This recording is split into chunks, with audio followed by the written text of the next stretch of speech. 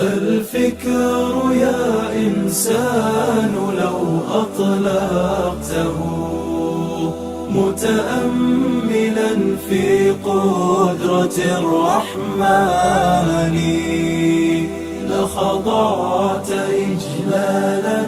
وتسبيحا له سبحانه رب عظيم الشان يعلو ولا يعلى وجل علوه وصفاته كملت بلا نقصان سلطانه باق ويبقى ملكه هذا ويفنى كل ذي سلطان في كل شيء قد تكامل صنعه ذا محكم التنزيل خير بيان قد عم أرجاء الفضاء بآيه انظر ترى ما لا يصفه لساني هذه السماء تزينت بكواكب لجمالها رفعت بلا أركان والريح تجري والسحاب بأمره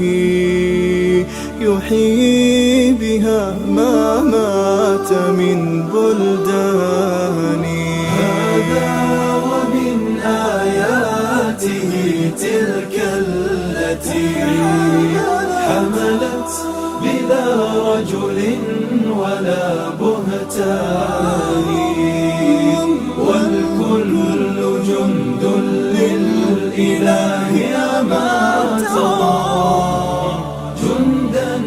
يقض مضاجع الطغيان وإذا السماء تشاققت من هول ما وعد الإله بآخر الأزمان والأرض غير الأرض هذا يومها وجبالها نسفت أمام عياني وتفجرت فيها البحار بأمره هذا ووصف الوعد بالقرآن والكل من بعد الممات مرادهم